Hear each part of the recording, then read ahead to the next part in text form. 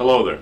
This is a quick introduction to our mobile telemedicine cart, the goal of which is to facilitate consultants from outside the ER being able to see and talk to patients that are currently in the emergency department. We're going to take you through the process, outline how we use it. I wanted to start here in the telemedicine room, which is where we're going to store the cart. Here at the back, the important piece is to know that it plugs in underneath the computer here, and this should be plugged in every time you bring the cart in here. Go ahead and plug it in. The battery in the cart actually works pretty well if you take it into a patient room for quite a while. When you do, just unplug it and use the hook to hang it on the handle of the cart. When you're done with the consult, bring it back in here and plug it back into the wall. It should always be plugged in when it's here in the room. Now we're going to go to room 3 and show you how it works in the room. The way the consult will start is on the phone between the ER and CPEP. The providers will identify the best patients who are low-risk CPEP patients where they're on papers and they have to be evaluated, but the likelihood that they would have to be seen and get a full evaluation in CPEP is low. These are the cases that we would call the psychiatrist to come over and see the patient so we could go ahead and discharge them, because we thought that they were probably low risk in that case. So the first goal is select the right patients on extension 3465. Once you decide that you're going to do a trial, you want to make sure that you identify who the provider is and use Cortex, if possible, to link the staff in the ER to the provider in CPEP. It makes the process go more smoothly, and the nice thing is now you've got a connection, so when CPEP finishes their evaluation, they can give you a quick Cortex to let you know what the disposition of the patient will be. So it works very well from that standpoint. So start with that role. The next step is generally to take the cart outside the patient room. So we'll show you how it works in here. But generally I would do this outside the room and set up the cart and get it ready. First thing you do is log on to the cart.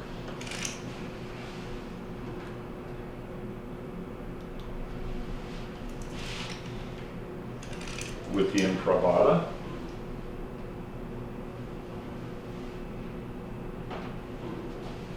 Now while that's warming up, one of the things you may find is when you come to the cart, there'll be a gray screen.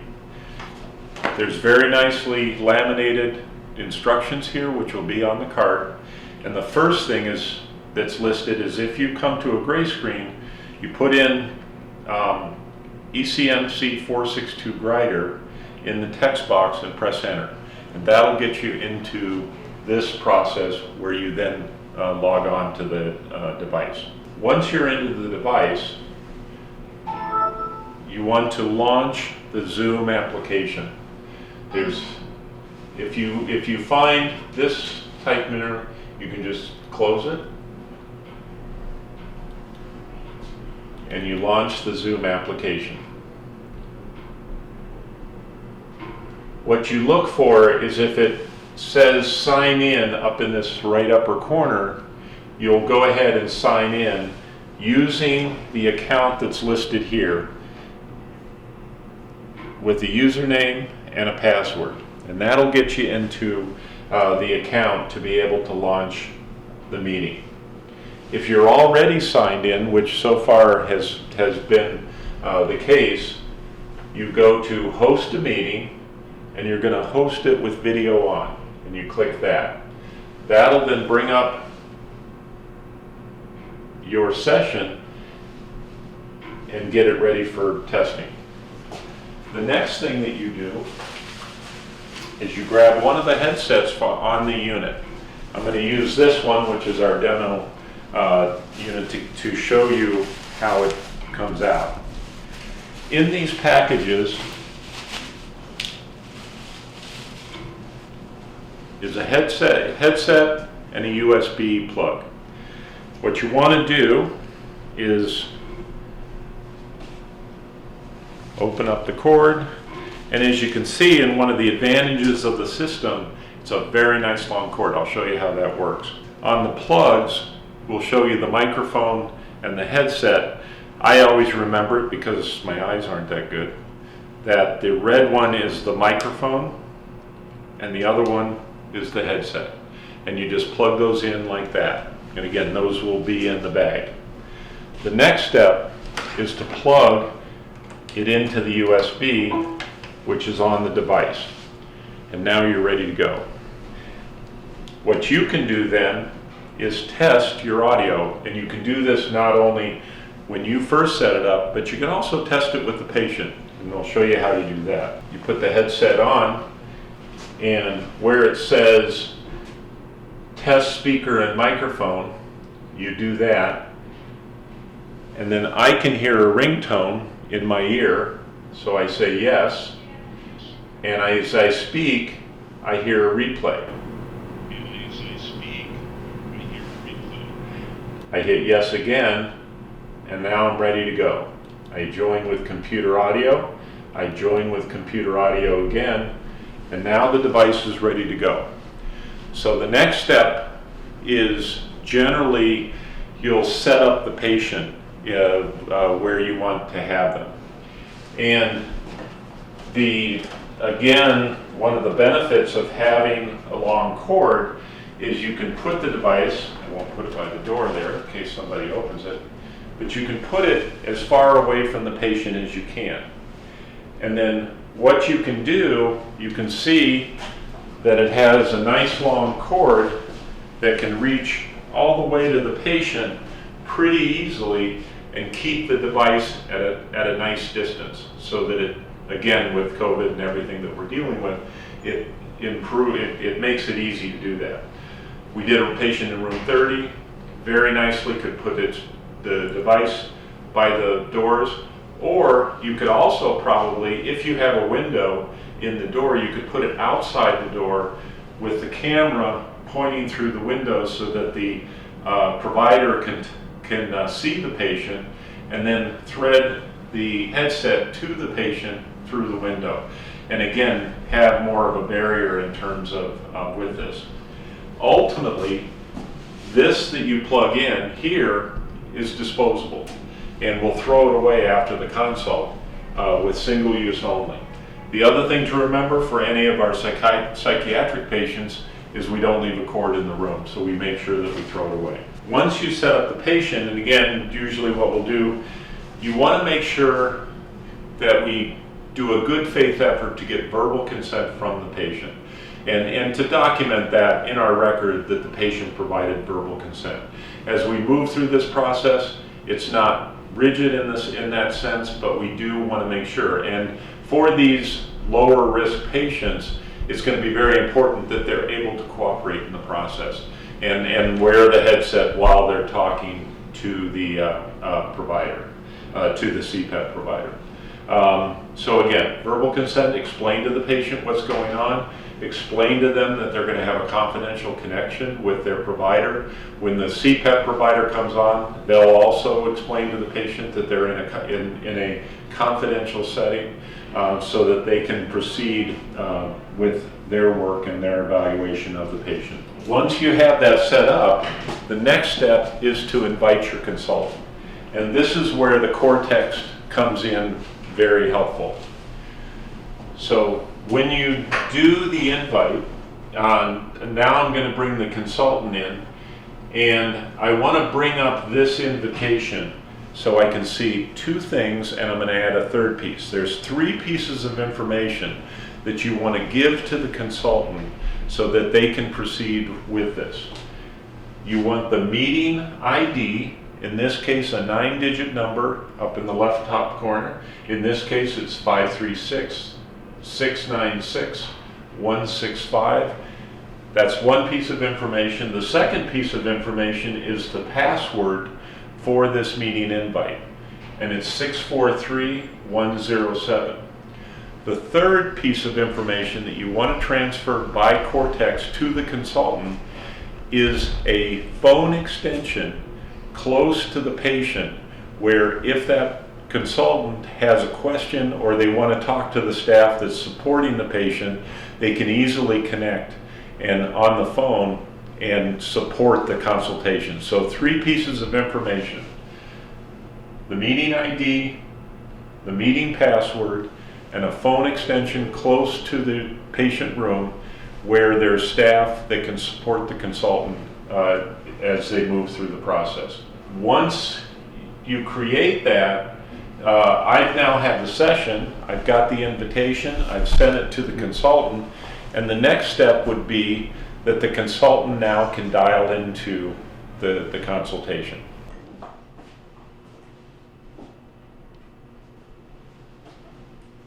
With the help of our friend here, I'm able to show you how the patient is set up and now how we dial in and invite our consultant to come into virtually into the patient room and talk with the patient. We've set up the headphones so that the patient's comfortable and can be seen, and we're ready to sign into the unit. I put in the username and the password listed on the sheet here, and I hit sign in. That takes me to this screen, which allows me to start a meeting. So I go new meeting, and that is what we can do. The thing you want to do when you first go into a meeting, you can test the speakers in the microphone. And so you test, and what our friend here should be hearing is the tone. They say, yes, I can hear it. You click yes, and then you ask them to say something. They speak, and you say, can you hear yourself in there? And you hit yes. Now you're all set up for speaker and microphone. You next join with computer audio, and now join with computer audio. The next step is to adjust the camera so that you can see the patient well on the screen.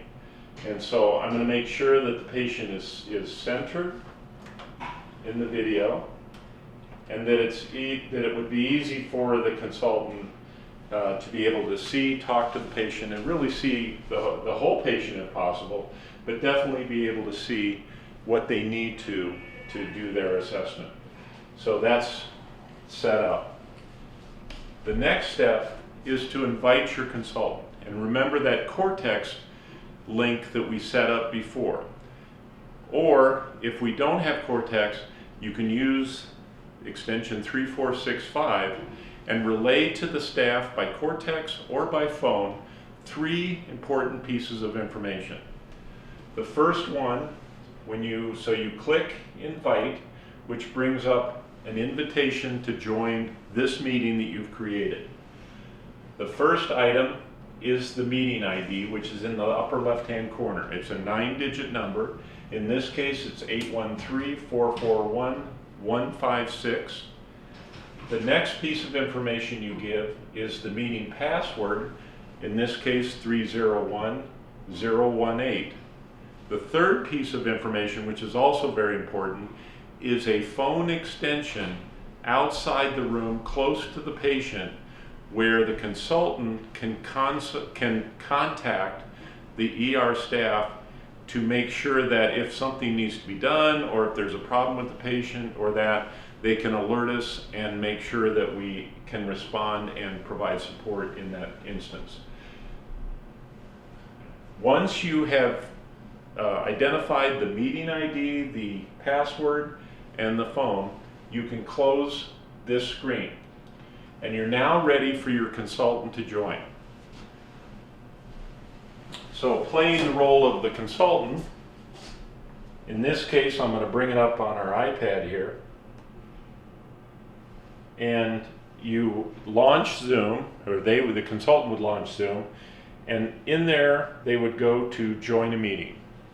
Again, the consultant would join with video once they bring the screen up, and this is what the patient would see. So they're able now to see the consultant.